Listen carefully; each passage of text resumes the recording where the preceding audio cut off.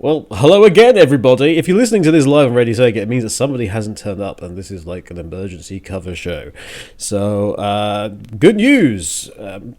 Bad news. All I've got is Halloween music from a show that I was going to do at some point and never had the chance to actually enjoy.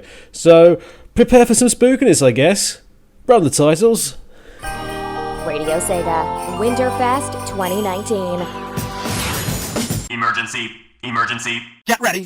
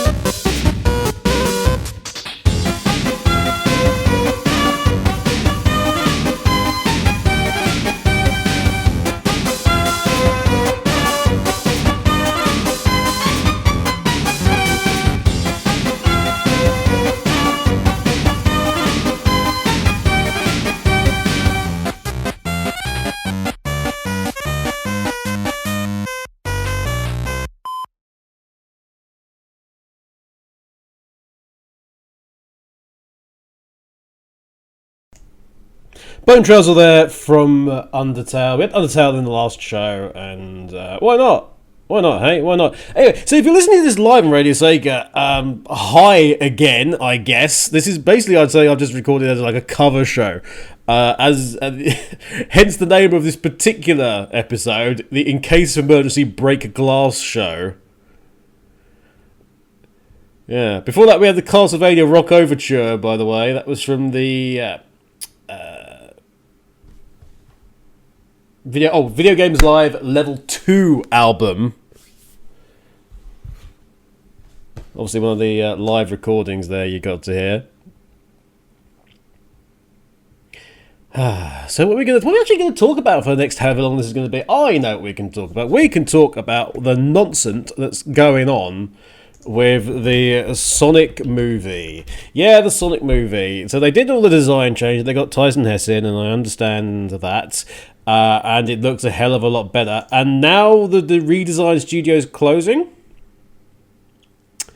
So, yeah, after doing all sorts of work for Lion King, as I understand it, and now all sorts of work to try and get Sonic the Hedgehog the movie not to be an absolute disaster from, just this day one death of a film and a massive loss that they've worked.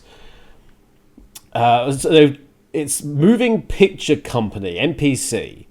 They've shut down the studio in Vancouver, Canada, and apparently, it once employed like 800 visual effects workers, but they're much smaller now. And hey, they're very, very small now, funnily enough.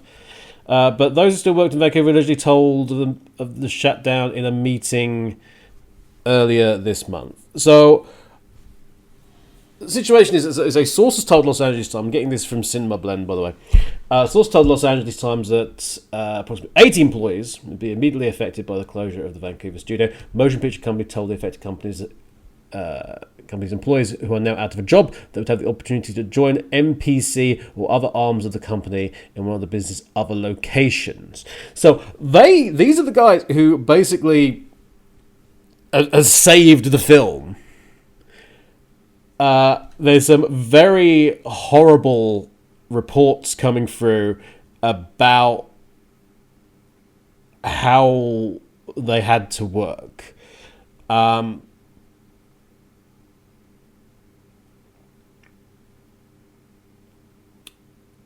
that's interesting, because their parent company is Technicolor. Now, isn't Technicolor the guys who took over Weedo that did Sonic Boom? Is that correct? Is it the same Technicolor? It must be. Wow. Anyway, they did visual effects work on Lion King recently.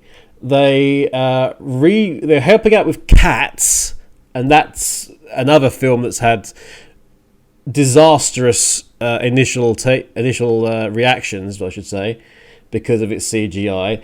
They contributed to Maleficent, Mr. of Evil, Detective Pikachu, and now they're closing down. But the thing that's, like I say, even more distressing about this story is what we are hearing in regards to work practices that's been going on. Lots of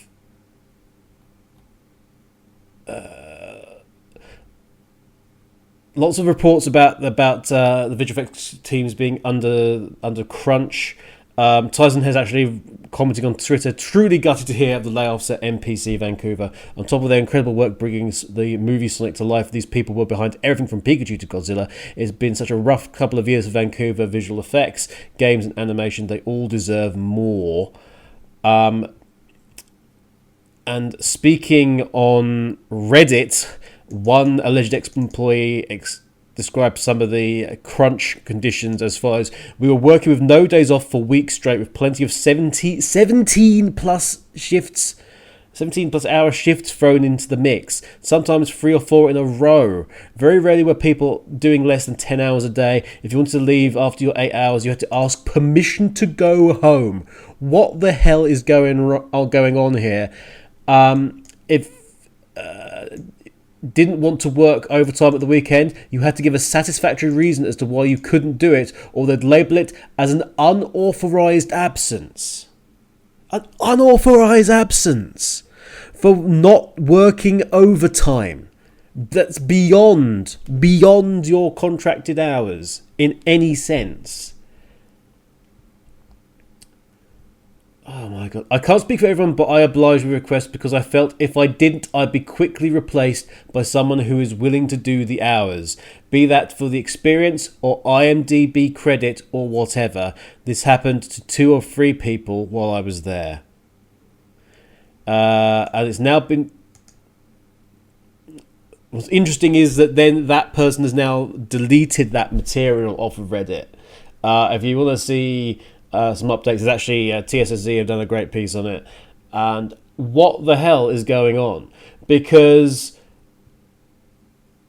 as pointed out, the movie's director Jeff Fowler, who's not exactly covered himself in glory so far, it has to be said, made comment apparently, playfully suggested when announcing the movie's delay in May that the crunch time was not an option. So in the tweet there was a hashtag "No VFX artists were harmed in the making of this movie," which could, based on what we're hearing, be just an outright lie. Okay, so games industry and movie industry, either or. Clearly, there's lots of pressures going on. We know about crunch in the video game industry. It's a terrible thing, and a lot of people who are working extremely hard are effectively taken away from their families for long periods of time. And the result is a lot of stress, a lot of intimidation, a lot of negativity, and just wearing people out to the point of uselessness to the company. It's the old "I have a use for you." It's the Gendo Ikari school of actually being a manager. We, as video game players, need to understand when these games are being produced that there are people on the other side of that screen. People's work is behind the screen, let's say. And it's their blood, their sweat, their tears. It's hundreds of sleepless nights. It's umpteen hours of overtime.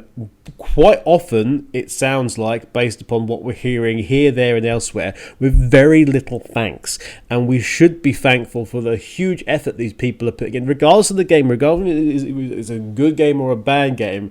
We need to remember there are people behind the scenes that have struggled over goodness knows how many hurdles that are very difficult to explain to somebody who isn't familiar with the industry and how it can work, especially as we've seen in some of the bigger studios. How many times over the last year alone have we had reports about a negative or toxic workplace, be it sexism, ageism, just a distinct lack of care and interest in the welfare of the people that make the entertainment we play, that compose the music that we enjoy, that tell the that write and tell the stories that we follow over the course of many hours as we dedicate ourselves to completing and understanding the entire picture of what is a video game. I'm just saying, if the Sonic movie lied about that, or if Jeff Fowler is somehow not aware of what was going on, we need a better. We just need to be better. We need the video game industry to be better with its staff. We need the movie industry to be better about itself, because if you've got this weird combination of the two, goodness knows. Goodness knows what Detective Pikachu was like as well to work on. Because then you've got to go through all the various things with the Pokemon organisation and getting approvals that way. The turnover of these things is so fast because we demand them to be so fast. We demand them now. And while we say that we'd be happy for a better quality product if the studios, be that game or movie, just take their time,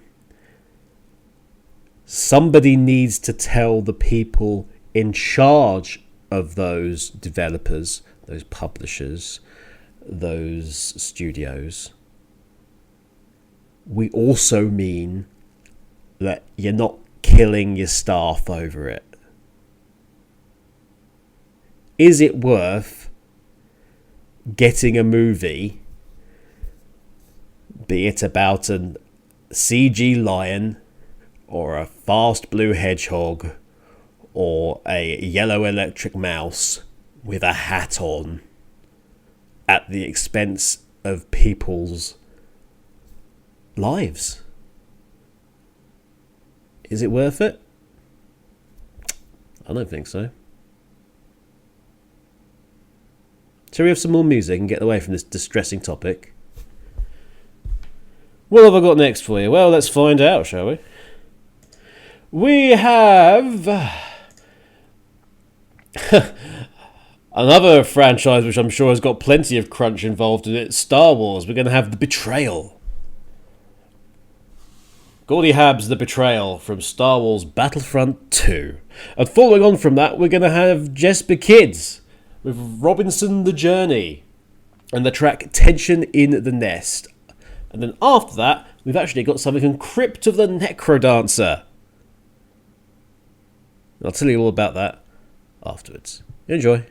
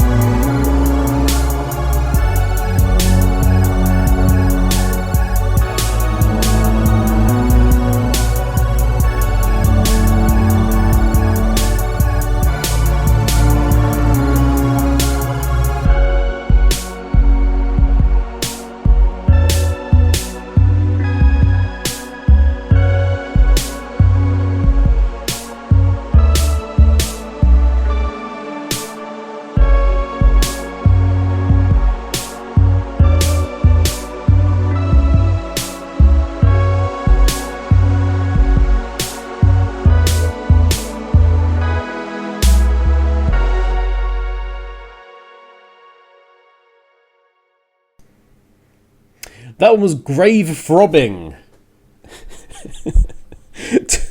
Level 2-2 by the look of things. Danny Baranowski, also known as Daniel Baranowski, EMAC, around, done many video game soundtrack. Crypt of the Necrodancer there, that the sort of fantasy adventure game.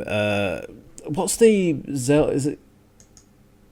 Because there's like a Legend of Zelda one, isn't there? Is it Cadence of Hyrule? Yes, Cadence of Hyrule uses Crypt of the Necrodancer basically. So that's actually what I want to try out. I should put that down at some time to actually play, or add to my Amazon wishlist for Christmas, since I now have a Switch as of yesterday, which is quite fun. I actually went and I had some time off, I know, shock. And I thought, you know what, I actually haven't sorted out my mobile phone contract in ages, and my broadband contract, and they must have run out. They must have run out at this point. I know, because when you have one of those contracts, it goes into, it doesn't stop. It just goes into this holding pattern of stuff. Apparently, I've been paying too much money, which is like, oh, okay, that teaches me to remember that in future. But apparently, if I actually re-signed and got a new phone or what have you, which I did because my phone was kind of toast at that point in time, that I actually got a free gift, and the free gift was either a giant television, and I already have a giant television as it happens, and having two of them seems utterly pointless. The alternative one was actually a Nintendo Switch. I don't own a Nintendo Switch, so it seemed pretty sensible to me. Now, I actually haven't got any Switch-related music for you, I'm sorry to say, but I do have a, I guess, a Sega-related track here that we can put on. Where are we? Let's see.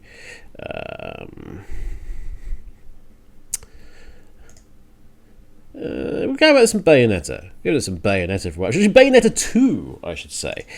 Sapientia in the choice between good and evil. That's your next track coming up. Followed by the XCOM Legacy soundtrack, which is XCOM 2, and then they sort of went back and did like remixing of the music into like a more modern style of the original XCOM game, otherwise known as UFO, Enemy Unknown back then. And this is the track Sleeping Chrysalids. And if you know a chrysalid, you'd quite prefer them to just be asleep all the time, really, and not running at your troops and covering them in poison and then having their young burst out from their stomachs. It's not something you really want to see. So we've got Bayonetta 2, followed by the XCOM Legacy soundtrack by Adam Schneider, Sleeping Chrysalids. Those are your two tracks up. And after that, since I mentioned it before, let's have some Legend of Zelda, shall we? Why not? I'll see you after the break. Bye, everybody.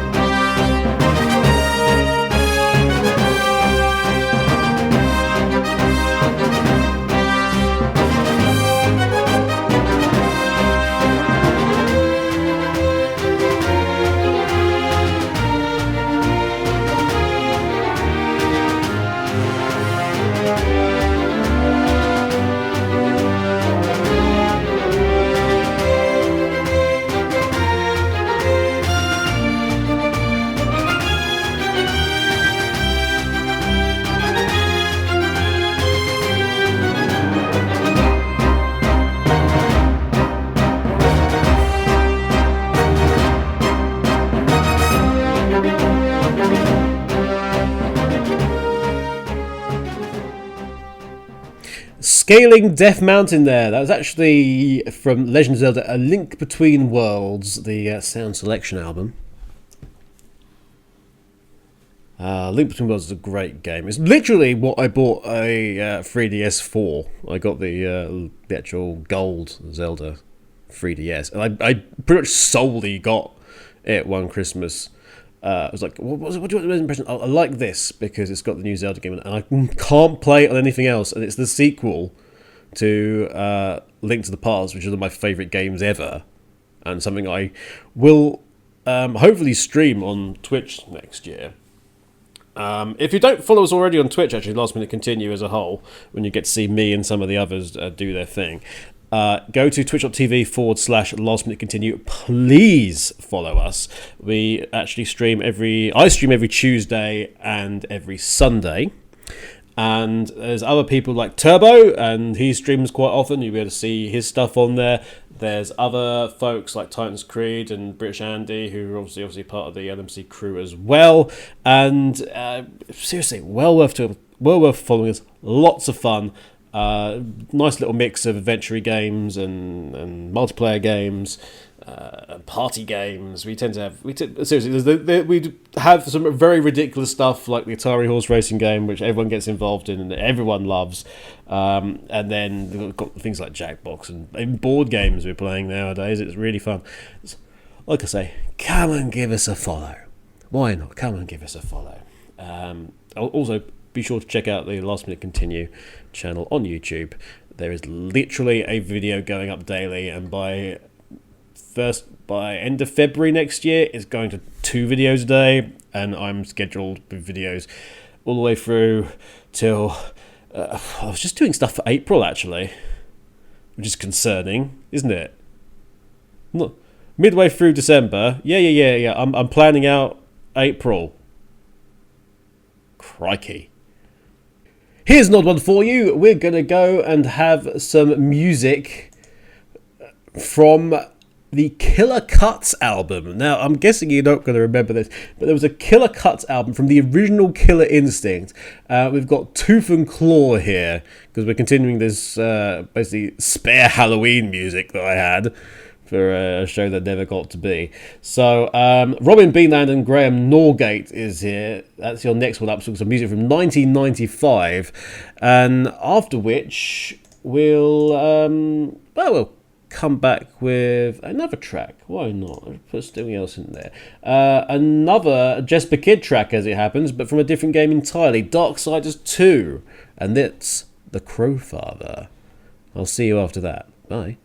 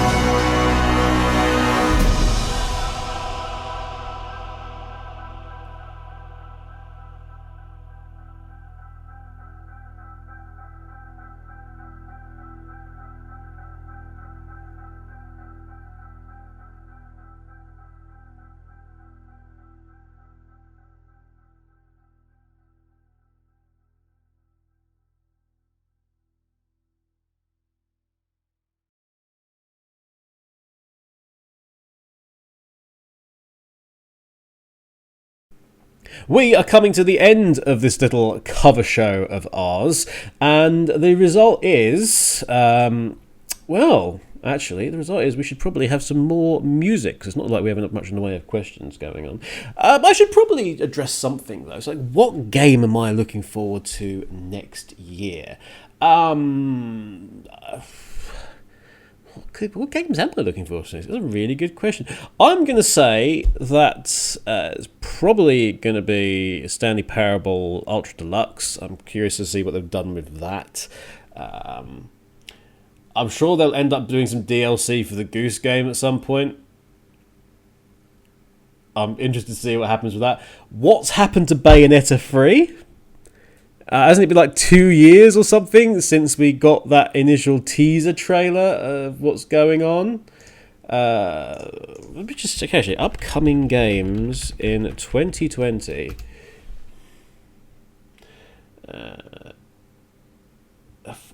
Wow. I did not know we had Vampire the Masquerade Bloodlines 2 coming, but apparently we do.